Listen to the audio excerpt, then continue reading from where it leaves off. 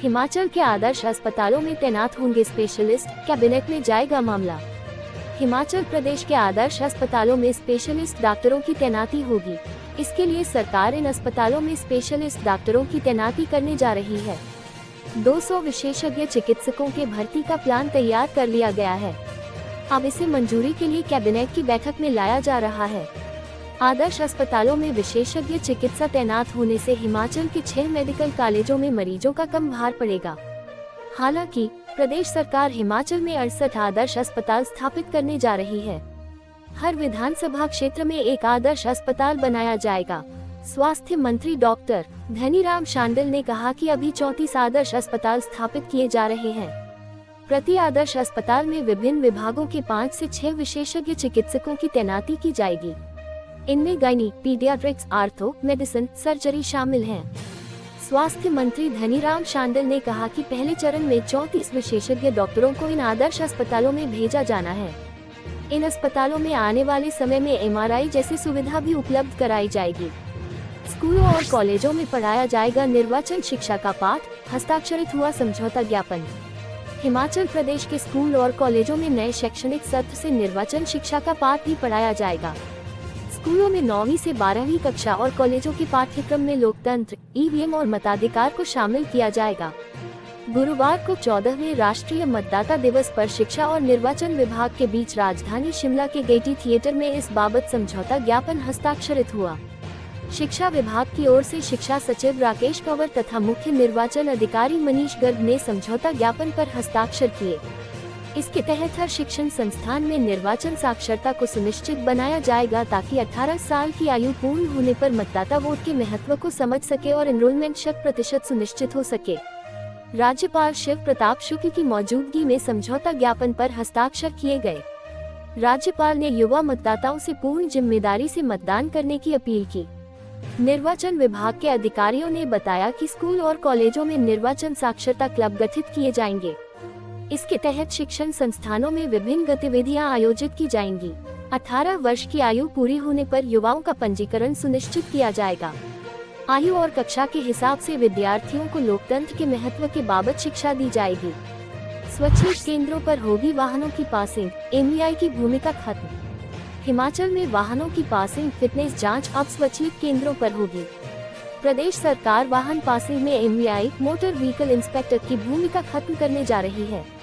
प्रदेश के हर जिले में ऑटोमेटिक टेस्टिंग स्टेशन का आधारभूत ढांचा विकसित कर संचालन के लिए परिवहन विभाग ने निजी कंपनियों से आवेदन मांगे हैं।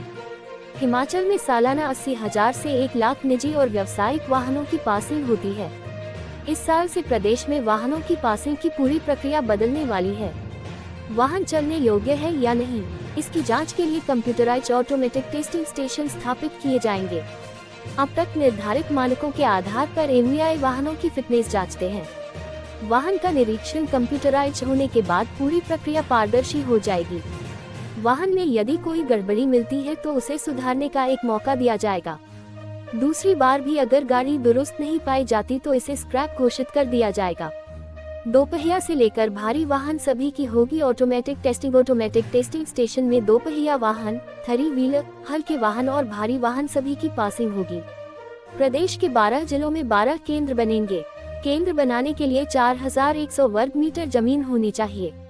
जमीन लीज पर ली जा सकती है जिसकी अवधि 10 साल होनी चाहिए। वाहन निर्माता, ऑटोमोबाइल डीलर या गाड़ियों की मरम्मत से जुड़ा व्यक्ति केंद्र नहीं खोल सकता। संयुक्त किसान मोर्चा के आह्वान पर बागवानों ने निकाली वाहन रोष रैली। केंद्र सरकार की किसानों के साथ वादा खिलाफी के विरोध में शुक्रवार को नारकंडा से शिमला सचिवालय तक वाहन रोष रैली निकाली गई। देश भर में संयुक्त किसान मोर्चा के आह्वान पर हिमाचल में वाहन और बाइक रैली निकाली गई। केंद्र की वादा खिलाफ के विरोध में सेब उत्पादक संघ ने संयुक्त किसान मोर्चा के राष्ट्रव्यापी प्रदर्शन को समर्थन दिया। रैली रोहड़ू, रामपुर, नारकंडा, ठियोग होते हुए राज्य सचिवालय शिमला पहुंची।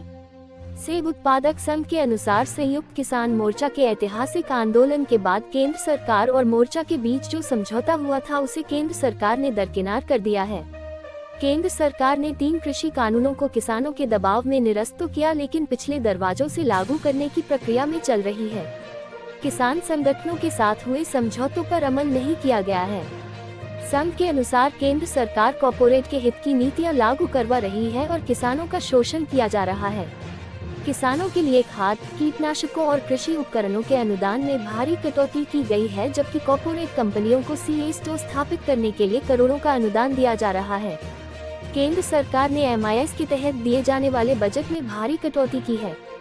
सूखे के कारण किसान बागवानों को हो रहे नुकसान के लिए राहत मैनुअल में संशोधन किया जाना चाहिए। फसल बीमा योजना को भी किसान के हक में परिवर्तित किया जाना चाहिए। 75वें गणतंत्र दिवस के उपलक्ष्य पर राजकीय वरिष्ठ केश अग्निहोत्री बोले, हमीरपुर में राज्य चयन आयोग जल्द पूरी तरह से काम करना शुरू करेगा। माध्यमिक पाठशाला बाल हमीरपुर के मैदान में जिला स्तरीय समारोह का आयोजन किया गया। इसमें उप मुख्यमंत्री मुकेश अग्निहोत्री ने राष्ट्रीय ध्वज फहराया और भव्य परेड की सलामी ली। इस भव्य परेड में हिमाचल प्रदेश पुलिस के अलावा होमगार्ड, एनसीसी, एनएसएस और स्काउट एंड गाइड्स की टुकड़ियों के अलावा विभिन्न शिक्षण संस्थानों के विद्यार्थियों ने देशभक्ति ये उत्प्रोत सांस्कृतिक कार्यक्रम प्रस्तुत किए। इस अवसर पर उप मुख्यमंत्री ने सभी को गणतंत्र दिवस की बधाई देते हुए कहा कि प्रदेश सरकार आत्मनिर्भर हिमाचल और समृद्ध हिमाचल बनाने के लिए लगातार काम कर रही है। उप मुख्यमंत्री ने कहा कि विधानसभा चुनावों में किए गए वायदों को सरकार ने पूरा किया है।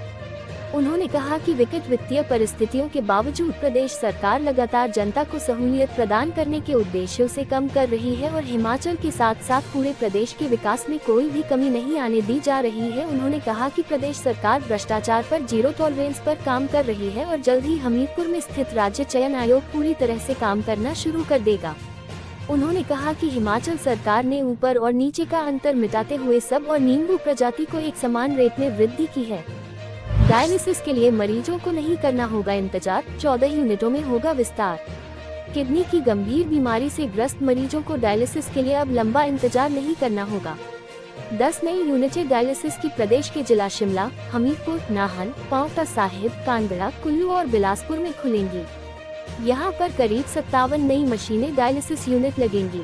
प्रदेश सरकार 14 यूनिटों पर करीब 70 मशीनों में हर रोज डायलिसिस के मरीजों को उपचार की सुविधा देगी। इसमें 10 नई यूनिटों में 57 मशीनें स्थापित करने पर किए गए स्वास्थ्य विभाग के पत्राचार पर यह कवायद शुरू हुई है। बुधवार को डायलिसिस यूनिट के सीनियर कार्यक्रम अधिकारी विक्रम से मिली जानकारी के अनुसार जिला कांगड़ा के हमीरपुर, नूरपुर, पालमपुर और मंडी जिला के जोगिंद्रनगर, करसोग में भी डायलिसिस यूनिटों के विस्तार करने का निर्णय लिया गया है। बताया कि अप्रैल माह तक प्रदेश के 6 से अधिक जिलों में 10 नई यूनिट स्थापित किए जाएंगे, जिसमें 57 मशीनों में किडनी के मरीजों को डायलिसिस की सुविधा मिलेगी। अभी तक प्रदेश के 8 जिलों में स्थापित 14 डायलिसिस यूनिटों में करीब 25,000 किडनी के मरीजों को निःशुल्क डायलिसिस की सुविधा मिली है। प्रदेश स्वास्थ्य विभाग के साथ हुए नए करार में अब किडनी के मरीजों को और भी बेहतर स्वास्थ्य लाभ दिलाने के लिए शिमला व हमीरपुर जिला में 6-6, नाहन जिला में 4, पालमपुर में 3, नूरपुर, पांवटा साहिब, बिलासपुर और मंडी जिला में 3-3 नई मशीनें डायलिसिस की लगाने का निर्णय लिया गया है। नए सत्र से यूजी के हर विद्यार्थी का एबीसी में पंजीकरण अनिवार्य। सत्र 2024-25 के लिए यूजी के हर विद्यार्थी को ABC academic bank of credit में पंजीकरण करवाना अनिवार्य होगा। नेशनल एकेडमिक डिपॉजिटरी में हर विद्यार्थी का एकेडमिक रिकॉर्ड ऑनलाइन उपलब्ध करवाने की दिशा में हिमाचल प्रदेश विश्वविद्यालय भी आगे बढ़ रहा है। इसके लिए विवि की दिसंबर में हुई कार्यकारिणी परिषद की बैठक में नियमों को अपनाने को मंजूरी मिल चुकी है। विवि शैक्षणिक सत्र 2024-25 में यूजी कोर्स में पंजीकृत सभी छात्र छात्राओं के लिए एबीसी में अपना पंजीकरण करवाने के लिए आवेदन करने को अनिवार्य करने जा रहा है। आवेदन करने पर ही नेशनल एकेडमिक डिपॉजिटरी से हर विद्यार्थी को एक यूनिक नंबर और आईडी पासवर्ड मिलेगा। पासवर्ड मिलने के बाद विवि का अगला कदम हर छात्र का academic record, degree, diploma, PG diploma course का रिकॉर्ड नेट के एबीसी पोर्टल पर अपलोड करने का होगा, जिससे हर विद्यार्थी को अपना एकेडमिक रिकॉर्ड न केवल ऑनलाइन उपलब्ध होगा, बल्कि वह अपना लॉगिन आईडी उपयोग कर कहीं से भी इस पोर्टल के माध्यम से अपनी डिग्री, शैक्षणिक प्रमाण पत्र डाउनलोड कर सकेंगे। हिमाचल प्रदेश विश्वविद्यालय की 2021 से लेकर ऑनलाइन पंजीकृत विद्यार्थियों के रिकॉर्ड को नेशनल एकेडमिक डिपॉजिटरी के एबीसी पोर्टल पर रिकॉर्ड अपलोड करने की योजना को जमीनी स्तर पर लागू करने की प्रक्रिया जारी रखे हुए है। नियमों को अपनाने के बाद अब विवि इस कार्य के लिए अलग से शाखा खोलने और वहां पर छात्रों के रिकॉर्ड को ऑनलाइन अपलोड करने के लिए समर्पित स्टाफ तैनाती करने की प्रक्रिया को आगे बढ़ाएगा। ये यूजीसी की ओर से अब हर संस्थान को अनिवार्य किया गया है। 21 फरवरी 2023 को यूजीसी की ओर से इस संदर्भ में आदेश भी जारी किए गए थे। सेरी मंच पर हुआ गणतंत्र दिवस समारोह, मंत्री हर्षवर्धन ने पंडोर टाउनशिप के लिए 6 करोड़ का किया ऐलान। 75वें गणतंत्र दिवस का जिला स्तरीय समारोह मंडी शहर के ऐतिहासिक सेरी मंच पर आयोजित किया गया। उद्योग मंत्री हर्षवर्धन चौहान ने समारोह की अध्यक्षता की।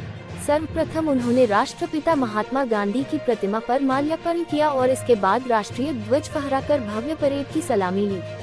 परेड में Himachal police, home guard, police band और स्कूली बच्चों की टुकड़ियों ने भाग लिया।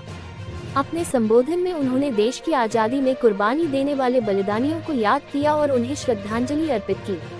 हर्षवर्धन चौहान ने बताया कि प्रदेश सरकार प्रदेश को आत्मनिर्भर राज्य बनाने की दिशा में लगातार प्रयासरत है और आने वाले 10 वर्षों में प्रदेश आत्मनिर्भर बनकर उभरेगा।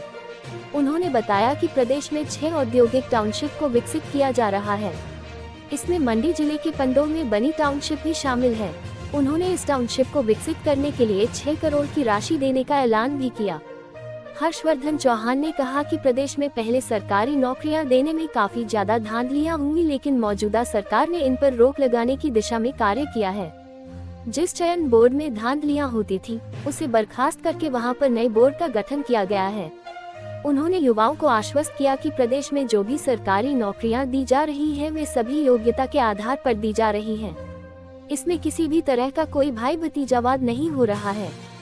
इस मौके पर स्कूली बच्चों और अन्य दलों ने देशभक्ति से ओतप्रोत सांस्कृतिक कार्यक्रम भी पेश किए। समारोह के अंत में जिला भर में उत्कृष्ट कार्य करने वालों को सम्मानित भी किया गया। हिमाचल में मौसम ने बदली कवरत, अटल टनल रोहतांग, पांगी सहित ऊंचाई वाले क्षेत्रों में हिमपात। हिमाचल प्रदेश के ऊंचाई वाले क्षेत्रों में मौसम ने करवट बदली है। रोहतांग दर्रा, पांगी सहित राज्य के अन्य उच्च पर्वतीय क्षेत्रों में ताज़ा हिमपात हुआ है। शुक्रवार सुबह अटल टनल रोहतांग और धुंधी इलाके में बर्फबारी का दौर शुरू हुआ। इस वजह से अटल टनल की ओर साधारण वाहनों की आवाजाही रोक दी गई है। डीएसपी मनाली केडी शर्मा ने बताया कि अटल टनल इलाके में लगभग 1 इंच बर्फबारी हुई है, लिहाजा सोलंग नाला से आगे सिर्फ 4x4 वाहन ही जा सके। अन्य वाहनों को सोलंग नाला से आगे जाने की अनुमति नहीं है। लाहौल घाटी के कई इलाकों ने भी बर्फ की सफेद चादर ओढ़ ली है। वहीं चंबा जिले के जनजातीय क्षेत्र पांगी में हल्की बर्फबारी दर्ज की गई है। बीती रात से यहां मौसम ने करवट बदली।